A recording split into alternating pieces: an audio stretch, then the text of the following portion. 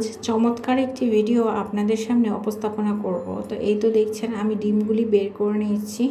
তো কেন বের করে নিয়েছি, কী জন্য বের করে নিয়েছি, সেই ভিডিওটাই আপনাদের সাথে শেয়ার করব। বাইরে থেকে ডিম আনলে অবশ্যই আমাদের খুব ভালো করে ক্লিন করে নেওয়া আবশ্যক। তো আমি একটা এরকম হাঁড়িতে আমি বেশ কিছু পানি নিয়েছি। তো পানি নেওয়ার পরে এরপর হচ্ছে আমি ডিমগুলি দিয়ে দেব, কিছুক্ষণের জন্য 10 মিনিটের মতো ভিজিয়ে রাখবো।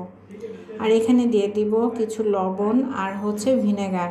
তো এইগুলি দিয়ে আমি পরিষ্কার করব। ডিমের মধ্যে কখনোই সাবান দেওয়া যাবে না। আর যদি কিছু ফাটা থাকে তাহলে আমি সেগুলি আলাদা করে রেখে দেব। আর এই ভুল আমরা কখনোই করব না, ডিমের মধ্যে সাবান দিয়ে ক্লিন করব। আর এখন হচ্ছে খুব ভালো করে 10 মিনিট যেহেতু আমি ভিজিয়ে রাখতে হবে, কারণ ময়লাগুলি সব উঠে যাবে। আর এরকম একটা সিলভার কয়েন দিয়ে আমি এভাবে পরিষ্কার করে নেব।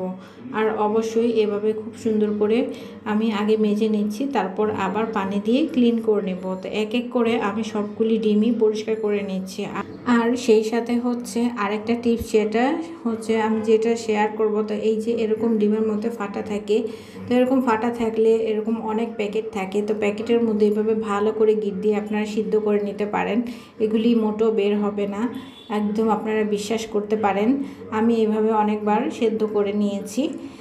তো ডিম কিন্তু কখনোই বের হয় না। আমরা অনেকে আটা বা ময়দা লাগাই, তবে সেটার কোনো প্রয়োজন নেই। এভাবে প্যাকেট করে আটকিয়ে ভালো করে দড়ি দিয়ে বেঁধে দিয়ে দিলেই সেদ্ধ হয়ে যাবে। তো এক এক করে আমি সিলভার কয়েন দিয়ে পরিষ্কার করে নিচ্ছি।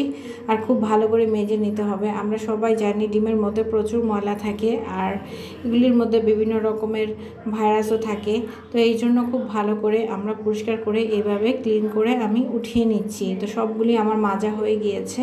তো মেজে আমি এক এক করে আমি উঠিয়ে নেব। এরপর হচ্ছে আবারও আমি ভালো করে 2-3 বার করে পানি দিয়ে ক্লিন করে নেব।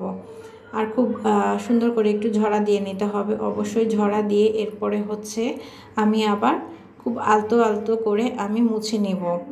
আমি যেভাবে রাখবো সেই ভিডিওটাও শেয়ার করব। তো এখানে হচ্ছে কিছু ওয়ান টাইম বাস্কেট দেখছেন, এরকম বাস্কেটের মধ্যে আমি ডিমগুলি ভালো করে শুকিয়ে মুছে তারপর হচ্ছে রেখে দেব। আর এগুলি হয়তো বা বেশি দিন ব্যবহার করা যায় না, তাই আমি কিছুদিনের জন্যই ব্যবহার করি, আবার ফেলে দেই। তো ব্যবহার করে ফেলে দেই, এই জন্যই আমি এগুলির মধ্যে রেখে দেই। তো এখন আমি খুব সুন্দর করে মুছে দেব, যেহেতু আমি এরকম বাস্কেটের মধ্যে রাখতে যাচ্ছি। তো এভাবে আমি আলতো করে খুব সুন্দর করে হালকা হাতে মুছে নিতে হবে। অবশ্যই একটা একটা করে ভালো করে মুছে তারপর হচ্ছে শুকিয়ে রাখতে হবে। তো ডিমকে যদি আমরা সুন্দরভাবে রাখি, তাহলে সেই ডিমটার মধ্যে আমরা যেই হাত দিয়ে আসলে রান্না করতে যাই, ওই হাতটা দিয়েই কিন্তু আবার ডিমটা ধরি। তো এই জন্য প্রথমেই যদি আমরা একবারে সম্পূর্ণ ডিমগুলি ক্লিন করে রেখে এভাবে শুকিয়ে রাখি, তাহলে কিন্তু খুবই ভালো থাকে।